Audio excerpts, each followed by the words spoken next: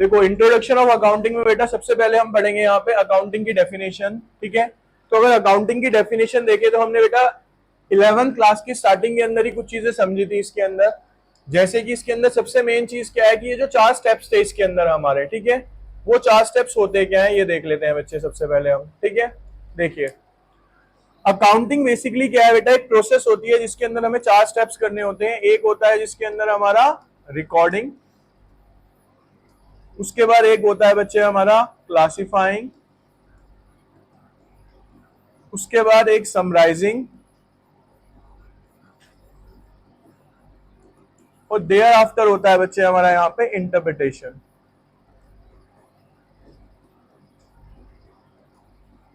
ठीक है। अब अगर रिकॉर्डिंग की बात करी जाए तो बेटा देखो अकाउंटिंग का बेसिक सा रूल क्या है कि कोई भी अगर हम ट्रांजेक्शन करते हैं तो उसका सबसे पहला स्टेप क्या होता है बच्चे हमारा, उसको रिकॉर्ड करना। यानी अकाउंटिंग के अंदर सबसे पहले हम क्या करते हैं, रिकॉर्डिंग। और रिकॉर्डिंग से रिलेटेड ही हमारा अभी चैप्टर भी चल रहा है, उसका नाम क्या है बच्चे यहाँ पे, जर्नल। यानी जो रिकॉर्डिंग की जाती है बेटा वो किसमें की जाती है, हमारी सारी की सारी जर्नल के अंदर करी जाती है। अब रिकॉर्डिंग करने के बाद नेक्स्ट स्टेप होता है हमारा कि जो हमने सारी एंट्रीज रिकॉर्ड करी हैं उनको हम उनके पर्टिकुलर इंडिविजुअल अकाउंट के अंदर डालते हैं, और उस अकाउंट को जो नाम दिया जाता है बच्चे वो दिया जाता है यहाँ पे लेजर। क्या बोलते हैं बच्चे हम उसको, यानी particular account of a person. यानी जितने भी आपके पास अकाउंट है, जितनी भी ट्रांजेक्शन है, उसमें से हम क्या करते हैं, एक एक अलग अलग अकाउंट बनाते हैं, वो लेजर बनता है। और उस लेजर का जो बैलेंस बचता है बच्चे उसे एक शीट पे राइट डाउन किया जाता है, वो क्या कहलाती है, आपकी ट्रायल बैलेंस कहलाती है। ठीक है। अब यही आपने देखा होगा कि अकाउंटिंग के हमने सारे के सारे चैप्टर्स भी पढ़े हैं अभी तक के। अब सबसे पहला स्टेप हो गया रिकॉर्डिंग, दूसरा हो गया क्लासिफाइंग, तीसरा हो गया summarising in a significant manner in terms of money. बेटा अकाउंटिंग का जो सबसे पहला बेसिक रूल है वो क्या है बच्चे हमारा, कि अकाउंटिंग के अंदर सिर्फ हम वही ट्रांजेक्शन्स रिकॉर्ड कर सकते हैं जो कि किसकी फॉर्म में होती है, हमारे पास मनी की फॉर्म में होती है। अगर वो मनी की फॉर्म में नहीं है तो हम यहाँ पे उसको रिकॉर्ड नहीं करेंगे। अब एग्जाम्पल सिंपल सा है कि अगर आपकी फैमिली में से या मदर फादर आपके लिए कुछ भी करते हैं तो बेटा it is not a monetary transaction, वो एक मोनेटरी ट्रांजेक्शन नहीं है, तो वो अकाउंटिंग में भी कहीं पे रिकॉर्ड नहीं की जाएगी। ठीक है। Transactions and event which are in part at least of a financial character and interpreting the result therefore। बेटा इंटरप्रिटेशन का मतलब होता है रिजल्ट बताना कि भाई मेरे को प्रॉफिट हुआ है या फिर, और ये मैंने आपको बताया था कि हम सेकंड टर्म में आराम से डिस्कस करेंगे कि प्रॉफिट एंड लॉस यानी फाइनल अकाउंट क्या होता है। ठीक है। तो अकाउंटिंग बेसिकली 4 स्टेप से बनती है। अब आते हैं हम अगले उसके टॉपिक पे, बुक कीपिंग। तो देखो book keeping it is the art of recording and classifying the business transactions in a set of books. यानी बुक कीपिंग भी क्या होती है बेटा, अकाउंटिंग का ही क्या है, एक तरीके से वो पार्ट है। अकाउंटिंग का क्या है, वो एक तरीके से बच्चे पार्ट कहलाता है। कैसे कहलाता है उसको समझेंगे हम, थोड़ा यहाँ पे ध्यान से देखिए। भाई आप बुक कीपिंग के अंदर और अकाउंटिंग के अंदर दोनों में डिफरेंस दिख रहा होगा आपको कि भाई बुक कीपिंग ना रिकॉर्डिंग और क्लासिफाइंग, यानी बेटा ये कोई भी एक नॉर्मल पर्सन कर सकता है। ठीक है। ये कोई भी एक नॉर्मल पर्सन कर सकता है, यानी इवन जो दुकानों पे चलता है ना नॉर्मल, वो भी क्या है, बुक कीपिंग ही है। वो क्या करते हैं बेटा, कोई कस्टमर आता है उनसे सामान खरीदता है, वो लिख लेते हैं, उसका एक अलग से अकाउंट बना देते हैं, तो वो क्या हो गया, बुक कीपिंग हो गई। लेकिन अकाउंटिंग क्या है बच्चे, पूरी की पूरी एक प्रोसेस होती है जिसके अंदर क्या होते हैं, ये चारों के चारों स्टेप्स किए जाते हैं। तो दोनों में डिफरेंस समझ आ गया कि book keeping is a part of accounting, ठीक है, in which we do only 2 steps, recording and classifying, but in accounting we do a 4 steps, यानी ये फुल फ्लेज अकाउंटिंग सिस्टम है हमारा। ठीक है। अब इसके बाद आता है बच्चे हमारा क्या, अकाउंटेंसी किसे कहते हैं। ठीक है, अकाउंटेंसी किसे कहते हैं। देखो बच्चे मैंने आपको पहली क्लास में ये चीज क्लियर कर दी, अगर आपसे कोई सब्जेक्ट पूछता है कि आपका सब्जेक्ट क्या है, तो आपका सब्जेक्ट ना तो अकाउंट्स है ना ही आपका सब्जेक्ट अकाउंटिंग है, आपका सब्जेक्ट है अकाउंटेंसी। ठीक है। कहता है it refers to a systematic knowledge of the principle and the technique applied in the accounting. कहता है अकाउंटेंसी एक सब्जेक्ट है जो हमें सिखाता है कि हमें किस तरीके से जितने भी प्रिंसिपल्स हैं या टेक्निक्स हैं हमें किस तरीके से अप्लाई करनी है। और अब आप काफी हद तक समझ भी चुके हो इन चीजों को। ठीक है, कि रूल्स ऑफ डेबिट क्रेडिट क्या होते हैं, इंक्रीज डिक्रीज क्या होते हैं, तो सब क्या सिखा रहा है हमें, अकाउंटेंसी सिखाती है। Accountancy is a subject in which we study how to do accounting. Accountancy क्या है बेटा, एक सब्जेक्ट है जो कि मेरे को क्या सिखाएगा, अकाउंटिंग करना। And in accounting we prepare a account, और उस अकाउंटिंग प्रोसेस के अंदर जो हम बनाते हैं बच्चे वो क्या कहलाते हैं, हमारे सारे के सारे अकाउंट्स बन जाते हैं। क्लियर। चलिए अब इसके बाद आता है बच्चे यहाँ पे कैरेक्टरिस्टिक्स ऑफ अकाउंटिंग। देखो जब भी कोई क्वेश्चन आता है ना, लिमिटेशन कैरेक्टरिस्टिक्स, तो हमें सबसे पहले क्या समझना है बेटा, उसका मतलब समझना है। अगर मैं बात करता हूं यहाँ पे कैरेक्टरिस्टिक्स की, तो कैरेक्टरिस्टिक्स होते क्या है बेटा? कैरेक्टरिस्टिक्स किसी भी चीज की वो पहचान होती है जिससे कि हमें उसको देखते ही पता चल जाता है कि ये क्या है। भाई अगर हम सब आपस में एक दूसरे को डिफाइन करें तो हमारे भी तो अलग अलग कैरेक्टरिस्टिक्स है, हमें देख के पता चल जाता है ये वो है वो है। तो सेम अकाउंटेंसी के भी क्या है बच्चे, कुछ कैरेक्टरिस्टिक्स होते हैं, जिसमें पहला होता है क्या? Recording of a financial transaction. यानी अकाउंटिंग के अंदर बच्चे जो हम ट्रांजेक्शन रिकॉर्ड करते हैं वो कौन सी वाली करते हैं? फाइनेंशियल ट्रांजेक्शन करते हैं। अब ये इसका कैरेक्टरिस्टिक्स भी है और ये इसकी क्या है, साथ ही साथ एक लिमिटेशन भी है। लिमिटेशन क्यों है? क्योंकि अगर मान लो मेरे पास कोई ट्रांजेक्शन ऐसी है जो मॉनेटरी टर्म्स में नहीं है तो मैं उसे अकाउंटिंग में रिकॉर्ड नहीं कर पाऊंगा। अकाउंटिंग में सिर्फ और सिर्फ कौन सी ट्रांजेक्शन रिकॉर्ड कर पाऊंगा बच्चे में? जो किसके रूप में होगी मेरे पास? आपकी फाइनेंशियल के अंदर। Accounting that we record only transaction which are financial in nature and which can be measured in terms of money. यानी अकाउंटिंग में सिर्फ वही ट्रांजेक्शंस रिकॉर्ड की जाएंगी जो कि फाइनेंशियल टर्म्स में होंगी और जिसको मैं पैसे में मेजर, यानी इसमें क्वालिटेटिव एस्पेक्ट नहीं देखी जाएगी, इसमें क्वालिटेटिव एस्पेक्ट। फिर आता है दूसरा पॉइंट, कहता है recording of a transactions in a money term. फिर से ऊपर वाले से सिमिलर ही है ये, कहता है only those business event which are quantified in a monetary terms are recorded in the books of account. यानी सिर्फ और सिर्फ वही एंट्रीज यहां पे रिकॉर्ड करोगे जो कि क्वांटिफाइड का मतलब क्या है? जो कि मनी की टर्म्स में है। For example purchase of goods for 30,000, sale of goods to Ram 45,000। बेटा सिंपल सा आप इमेजिन करके देखो, आपको यहाँ पे ये ट्रांजेक्शन ऐसे लिखी हो, परचेज ऑफ गुड्स, आगे अमाउंट ही नहीं दिया हुआ, तो कैसे रिकॉर्ड करेंगे हम इसे? है पॉसिबिलिटी? हमें एंट्री नहीं अच्छी लगी, पहले तो सुनने में नहीं अच्छी लग रही हो, ठीक है ना? तो जब एक अमाउंट दिया जाता है तभी उसके बाद हम कर क्या पाते हैं बेटा? उसकी एक ट्रांजेक्शन बना पाते हैं, उसको रिकॉर्ड कर पाते हैं। इसके बाद अगर हम बात करते हैं बच्चे यहाँ पे अब किसकी? Functions of accounting. तो बेटा फंक्शंस ऑफ अकाउंटिंग ना पूरी प्रोसेस समझाएगा आपको अकाउंटिंग की। भाई पहला फंक्शन क्या है अकाउंटिंग का? आइडेंटिफिकेशन। किस चीज की आइडेंटिफिकेशन?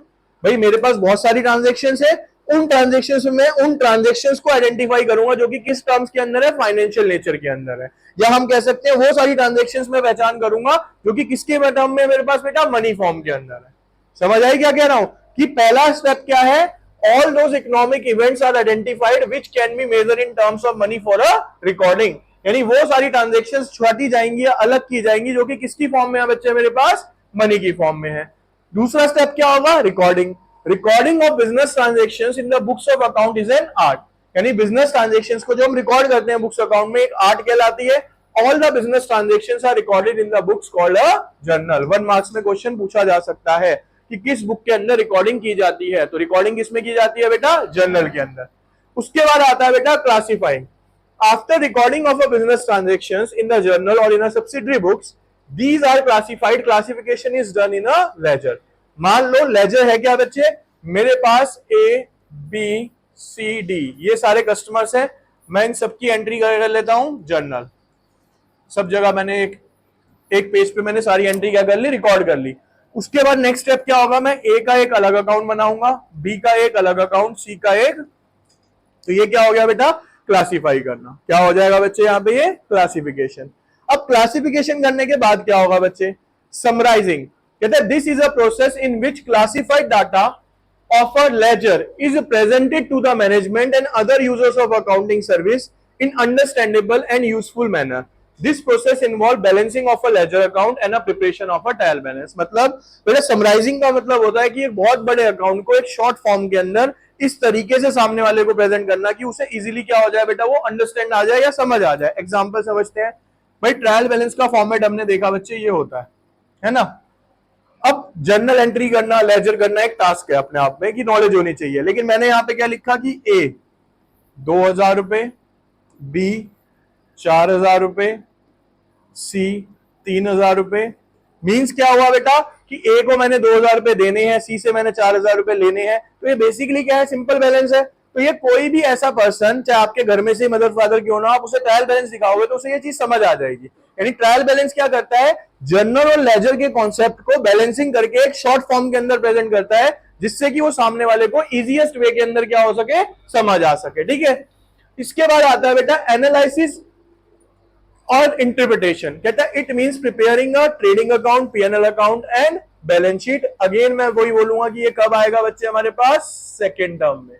उससे पहले हम इसको डिस्कस नहीं करने वाले। ठीक है। इसके बाद आता है बेटा कम्युनिकेशन। कहता है it is a language of a business it provide information of financial position of the business to its internal as well as external users.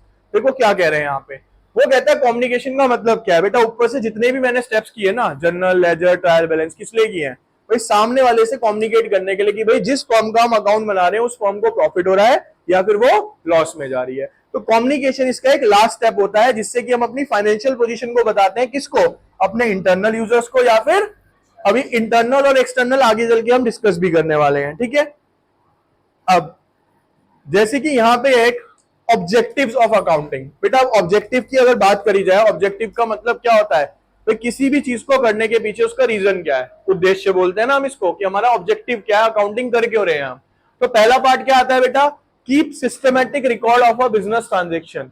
कहता है अकाउंटिंग में इसलिए करता हूं ताकि जितनी भी मेरी बिजनेस ट्रांजेक्शन है वो एक सिस्टमैटिक वे के अंदर क्या रहे बेटा, अरेंज फॉर्म के अंदर है। कैसे समझते हैं, कहते हैं main objective of accounting is to keep a complete and systematic record of a financial transactions of the enterprise. यानी मेन टास्क इसका ये हो गया।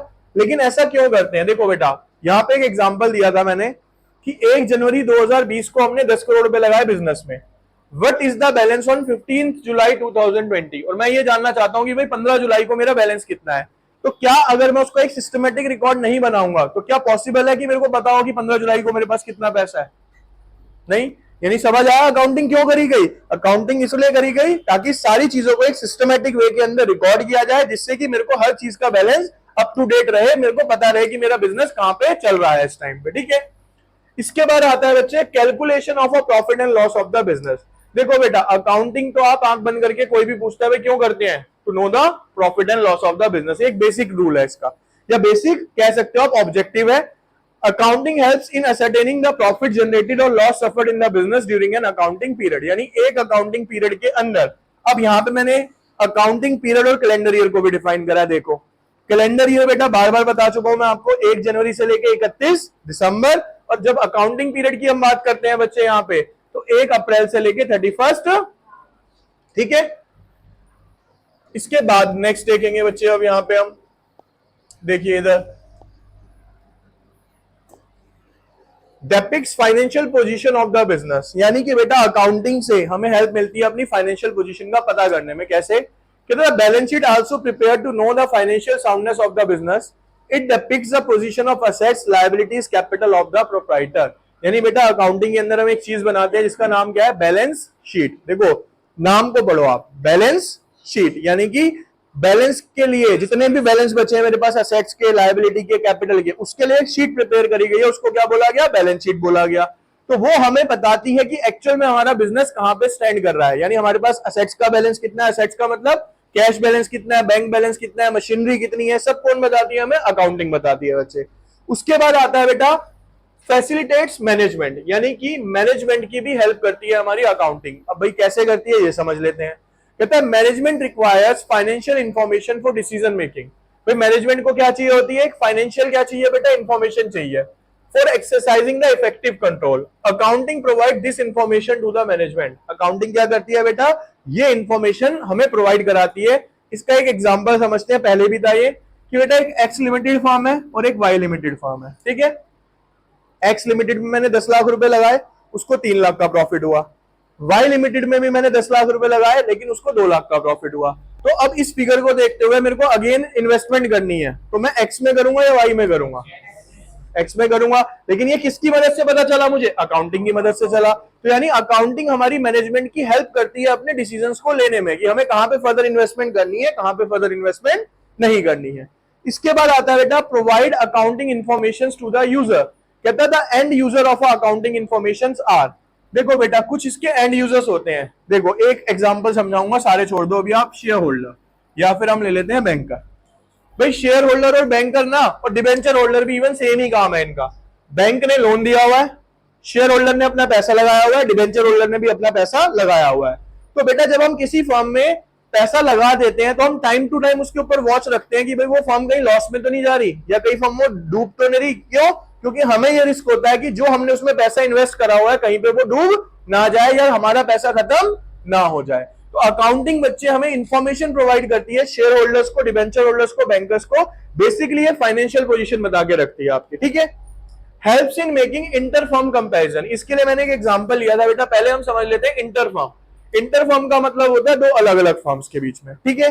जैसे मैंने एक एग्जांपल लिया होंडा कार लिमिटेड और मारुति लिमिटेड। होंडा कार में 100 करोड़ रुपए इन्वेस्ट करने पे हमें प्रॉफिट कितने का हो रहा है, 10 करोड़ का। मारुति में भी हमने 100 करोड़ रुपए इन्वेस्ट करे, हमें कितने का प्रॉफिट हुआ। तो यानी अब हम यहाँ पे दो अलग अलग फर्म्स को क्या कर रहे हैं बच्चे, कंपेयर कर रहे हैं। लेकिन ये कंपैरिजन पॉसिबल किसकी हेल्प से हो रहा है, अकाउंटिंग की हेल्प से हो रहा है। अगर हम अकाउंटिंग नहीं करते या अकाउंट्स नहीं बनाते तो हम इस कंपैरिजन को नहीं कर पाते, ठीक है। अब इसके बाद आएगा बच्चे आपका यहाँ पे एडवांटेजेस ऑफ अकाउंटिंग। अब इसकी एडवांटेजेस क्या है, देखो बेटा कैरेक्टरिस्टिक्स और एडवांटेजेस लगभग लगभग क्या है सारे, कैसे। पहला, provide complete and systematic record. कहता है अकाउंटिंग हमारी बेटा हेल्प करती है किसके अंदर, सिस्टमैटिक रिकॉर्ड प्रोवाइड करती है हमें। कैसे, the volume of a transaction of a business increase with the growth of the business. देखो सिंपल सी बात है, इसमें एग्जांपल मैं रिपीट कर देता हूं, आपको याद है नहीं पता। बेसिकली मैंने एग्जांपल ये लिया था कि जब आप मेरे पास अप्रैल में आए पढ़ने, ठीक है, तो उस टाइम पे मेरे ख्याल से 10 या 12 स्टूडेंट्स थे बैच के अंदर। अब वो स्ट्रेंथ बढ़ते बढ़ते क्या हो गई, 40, 42, 43 हो गई, ठीक है। ऐसे 12th में हुआ तो ऐसे बढ़ते बढ़ते वो भी बढ़ते जाएंगे। अब लेकिन हुआ क्या कि जब मेरे पास 5-7 स्टूडेंट्स थे तो मैं उनको ओरली याद रख सकता था कि भाई ये बच्चा इस डेट पे आया, इसका ये सामान रह रहा है, मतलब इतना सिलेबस रह रहा है, इसकी इतनी फीस रह रही है, मतलब सब मेरे को क्या है ओरली याद रह सकता है। लेकिन जैसे जैसे स्ट्रेंथ ऑफ स्टूडेंट बढ़ती जाएगी तो क्या मेरे लिए पॉसिबल है कि मैं हर एक बच्चे का रिकॉर्ड अपने दिमाग में स्टोर करके रख सकूं, नहीं हो सकता। तो सेम अकाउंटिंग के अंदर भी होता है, जैसे जैसे बेटा बिजनेस ग्रो होता है तो ट्रांजेक्शन्स भी क्या होती है। एग्जाम्पल समझिए, एक किसी ने नई दुकान खोली, तो जब बेटा नई दुकान खुलती है ना तो एकदम फुटफॉल नहीं होता वहां पे कि भीड़ आ गई, रोज के 10 ग्राहक आ रहे हैं, 5 ग्राहक आ रहे हैं, तो वो क्या कर रहा है आराम से, हाँ ठीक है 5 ग्राहक है मेरे को याद रहता है। लेकिन जैसे जैसे उसका बिजनेस ग्रो करता रहेगा, दिन में 40 ग्राहक, 50 ग्राहक, 100 ग्राहक, 500 ग्राहक तक आने स्टार्ट हो जाएंगे, तो उसकी ट्रांजेक्शन्स भी क्या हो जाएंगी, बढ़ जाएंगी। अब उसके लिए वो ओरल याद रखना बहुत इंपॉसिबल वे हो जाएगा। तो उसके अंदर हमारी अकाउंटिंग क्या करती है बच्चे, उस टाइम पे हेल्प करती है growth of a business, and it is not possible to remember all of them orally. Accounting keep a complete and systematic record of all the business transaction. तो अकाउंटिंग बेटा क्या करती है, सारी की सारी बिजनेस ट्रांजेक्शन्स का क्या करती है, एक तरीके से सिस्टमैटिक रिकॉर्ड बना के रखती है। इसके बाद provide information about the profit and loss. बेटा अकाउंटिंग क्या करती है, एक तरीके से हमारे प्रॉफिट एंड लॉस की इंफॉर्मेशन प्रोवाइड कराती है। कहता है since complete record of the business expense and losses, income and gain is kept, so profit and loss can be ascertain easily on a yearly basis. क्योंकि accounting के अंदर क्या करते हैं बच्चे, हम ईयरली बेसिस पे, मंथली बेसिस पे हर एक एक्सपेंस, हर एक लॉस, इनकम गेन को रिकॉर्ड करते हैं, जिससे कि हमारे लिए काफी इजी हो जाता है कि ईयरली बेसिस पे हम आराम से पता कर सकते हैं कि हमारी फर्म प्रॉफिट में है या हमारी फर्म। फिर provide information regarding a financial position. देखो बेटा फाइनेंशियल पोजीशन ऊपर वाला ही एग्जांपल यहां चल जाएगा। कहता है when accounting transactions are summarised on yearly basis, balance sheet is drawn. क्या बनाते हैं उसके एंड में हम, balance sheet, to depict the position of assets, liability और डेपिक्स का मतलब होता है पता लगाना। यानी हम एक बैलेंस शीट प्रिपेयर करते हैं जिससे कि हमें पता चलता है कि भाई साल के आखिर में मेरे पास कितनी एसेट्स बची हुई है, कैपिटल और कितनी लायबिलिटी है। फिर आता है बेटा फैसिलिटेट्स कंपैरेटिव स्टडी। अब कंपैरेटिव स्टडी पिछले वाले एग्जांपल को ले सकते हैं, कैसे, the financial statement, profit and loss और balance sheet of 1 year can be compared with the previous year to ascertain the progress made by the firm in comparison to previous year. अब देखो यहाँ पे एक चीज समझना है, यहाँ पे आपके बेटा टर्मिनल होते हैं, फर्स्ट और सेकंड टर्म होता है, ठीक है। अब आप ये देखो फर्स्ट और सेकंड टर्म होता है, अगर सीधा फाइनल टर्म ही हो तो वो ज्यादा बेटर है या फर्स्ट और सेकंड टर्म होता है वो ज्यादा बेटर है। फर्स्ट और सेकंड, फर्स्ट होना बेटर क्यों है, क्योंकि हमें अपनी पोजीशन पता चल जाती है कि भाई हम जो 4-5 महीने से पढ़ रहे थे ना, हम कहां पे एक्चुअल में स्टैंड करते हैं, हमें कितना समझ में आया, कितना समझ में नहीं आया, क्या कॉन्सेप्ट क्लियर है क्या नहीं है। तो सेम बेटा अकाउंटिंग का भी काम है। अकाउंटिंग क्या कर रही है, आप एक साल की बैलेंस शीट को लास्ट ईयर की बैलेंस शीट से कंपेयर करके तो पता लगा पाओगे कि हमारा बिजनेस ग्रो कर रहा है या नीचे जा रहा है। मान लो लास्ट ईयर 5 करोड़ का प्रॉफिट था, इस साल 3 करोड़ का हुआ है, तो हम कंपेयर करेंगे तो हमें पता चल जाएगा कि बिजनेस कहां जा रहा है, हमारा डाउनफॉल हो रहा है। 5 कमाया था 7 कमा रहे हो, तो यानी बिजनेस क्या जा रहा है मेरा, अब ग्रोथ पे जा रहा है। तो देखो यहाँ पे लिखा भी है, कहते हैं एक्स लिमिटेड ने 2018 के अंदर 1 करोड़ का प्रॉफिट अर्न किया और एक्स लिमिटेड ने 2019 के अंदर 1.5 करोड़ का प्रॉफिट अर्न किया। तो वी कैन से कि हाँ भाई हमारी जो एक्स लिमिटेड फर्म है वो क्या हो रही है बच्चे, ग्रो कर रही है, यानी उसका प्रॉफिट क्या हो रहा है, यहाँ पे इंक्रीज होता जा रहा है। फिर आता है बेटा help in taking a managerial decisions. यानी कि अकाउंटिंग बच्चे हमारी हेल्प करती है मैनेजरियल डिसीजंस लेने के अंदर। कैसे करती है? कहता है accounting provides operating and overall profitability position and financial performance of the business which is need by the management for taking a managerial decision. ये अभी मैंने एग्जांपल दिया था बच्चे आपको कि भाई हमारी दो फॉर्म्स है, दोनों में मैंने 10-10 लाख रुपए लगाए, लेकिन एक में मैंने 3 लाख का प्रॉफिट कमाया, एक में मैंने 2 लाख का। तो मेरे को पता चल जाएगा मुझे अगली बार इन्वेस्टमेंट किसमें करनी है जिसमें मेरे को 3 लाख का प्रॉफिट हो रहा है। Act as a proof in court of law, इसका मतलब समझ लो बेटा। आपको मैंने एग्जांपल बता रहा हूं, ध्यान से सुनना। बार बार आपको पेरेंट्स भी ये कहते हैं कि अगर कोई चीज आप बाय करते हो तो उसका बिल जरूर लेके आना। बिल क्या है कि अगर आपने किसी से कोई सामान लिया है, वो खराब निकल जाता है या कुछ भी उसमें दिक्कत होती है, तो उस बिल को एज अ प्रूफ आप कहां पे दिखा सकते हो? कोर्ट में भी दिखा सकते हो। यानी अगर आपके पास कोई अकाउंटिंग वाउचर है या अकाउंटिंग बिल है, तो वो काम करता है कोर्ट के अंदर एज अ प्रूफ। ठीक है। Claim against the firm by a creditor और a lender can be easily settled in the court by showing the account as an evidence in the support of our argument. मतलब मान लो मैंने किसी से पैसे लेने थे, मैं कहता हूं भाई मेरे पैसे दो, वो कहता है सर कौन से पैसे? ठीक है, वो कहता है मैंने तो कोई पैसे नहीं देने। लेकिन हाँ, उस केस में अगर मेरे पास कोई अकाउंटिंग वाउचर होगा, अकाउंटिंग स्लिप होगी, तो वो मैं कोर्ट को दिखा सकता हूं, देखो जी मैंने इसको पैसा दिया था, अब ये मेरा पैसा वापस नहीं कर रहा। ठीक है। इसके बाद बच्चे आती है हमारी यहां पे क्या? Limitations of accounting. देखो लिमिटेशंस का मतलब क्या है? एक तरीके से आप मेरिट्स की जगह क्या कह सकते हो आप इसके? डीमेरिट्स, यानी नेगेटिव्स क्या है हमारे अकाउंटिंग के, हमें वो समझने हैं पहले। ठीक है। पहला है बेटा based on the accounting concept and conventions, कि अकाउंटिंग जो है ना वो कॉन्सेप्ट्स के ऊपर बेस है। कॉन्सेप्ट्स के ऊपर बेस का मतलब क्या है? जैसे जर्नल एंट्री है, जर्नल एंट्री को करने के मैंने कितने तरीके बताए? दो। एक तो आप रट के करो रूल्स के हिसाब से कि भाई असेट्स है, बढ़ गई, डेबिट हो गई, घट गई, क्रेडिट हो गई, लगे रहो। एक सिंपल तरीका क्या बताया था? कुछ नहीं करना भाई, पैसा आया तो डेबिट होगा, दूसरी चीज क्रेडिट होगी, पैसा गया तो क्रेडिट होगा, जो दूसरी चीज है वो डेबिट हो जाएगी। अब ये हो गया अकाउंटिंग के कॉन्सेप्ट्स के खिलाफ जाके काम करना। यानी हम कॉन्सेप्ट नहीं लगा रहे, हम सिंपल क्या लगा रहे हैं? अपना प्रैक्टिकल मेथड लगा रहे हैं। लेकिन बेटा लिमिटेशन ऑफ अकाउंटिंग क्या है कि आप इसके कॉन्सेप्ट से बाहर जाके काम नहीं कर सकते। कहता है since the account organisation is prepared on the basis of number of accounting concept and convention, so the operating and financial result disclose by the financial statement are not realistic. इसके अंदर बेटा जरूरी नहीं है कि हर एक चीज जो आपको दिखाई जा रही है अकाउंटेंसी के अंदर वो रियलिस्टिक हो सकता है वो गलत भी। एग्जाम्पल समझो, ध्यान से देखना बेटा। बच्चे आपने एक 10 लाख की गाड़ी ली, ठीक है। हम कहते हैं कि उसके ऊपर 10% का हर साल क्या लगेगा? डेप्रिसिएशन। तो पहले साल डेप्रिसिएशन लगा 10,000, कितना बच गया बच्चे? फिर अगले साल एसएलएम लगा रहे हैं, मान लो 10,000 लगा, कितना बच गया? ये हमने 2 साल 10,000 का डेप्रिसिएशन लगाया, वैल्यू कम हो गई 80,000। यानी कि मेरे को पता है कि मेरी बुक्स ऑफ अकाउंट के अंदर जो थर्ड ईयर है उसमें मेरी गाड़ी की वैल्यू कितनी बच जाएगी बेटा? 8 लाख। मतलब 10,000 माइनस हुए तो ये हो गई 9,90,000 और ये हो गई 9,80,000। यानी मैं कह सकता हूं कि मेरी जो गाड़ी की वैल्यू है कितनी बची है यहाँ पे? 9,80,000। क्या ये एक्चुअल है? नहीं भाई। हो सकता है कि जब मैं अपनी गाड़ी बेचने जाऊं तो उससे ज्यादा की बिक जाए, या हो सकता है उससे कम की बिक जाए। यानी कि जो मेरी अकाउंटेंसी है या अकाउंटिंग है उनकी कॉन्सेप्ट पे चल के जरूरी नहीं है कि जो मेरे पास फिगर्स आ रहे हैं वो रियलिस्टिक हो। वो सही भी हो सकते हैं, ऊपर भी जा सकते हैं या नीचे भी हो सकते हैं। ठीक है। इसके बाद based on the personal judgement. देखो बेटा based on a personal judgement का मतलब अब समझ जाओगे आप अच्छे से, क्योंकि अब डेप्रिसिएशन भी पढ़ा था हमने। ठीक है। कहता accounts of a firm are prepared on the basis of personal judgement of the management, thus the method of depreciation charge. भाई हमने डेप्रिसिएशन के दो मेथड्स पढ़े, एक हमने बच्चे पढ़ा यहाँ पे एसएलएम मेथड और एक पढ़ा डब्ल्यूडीवीएम मेथड। अब बेटा ये ना अकाउंटेंट के हाथ में है कि वो कौन सा मेथड अडॉप्ट करना चाहता है। लेकिन हमको पता है कि अगर एसएलएम यूज करेगा तो आंसर अलग आएगा, डब्ल्यूडीवीएम यूज करेगा तो आंसर।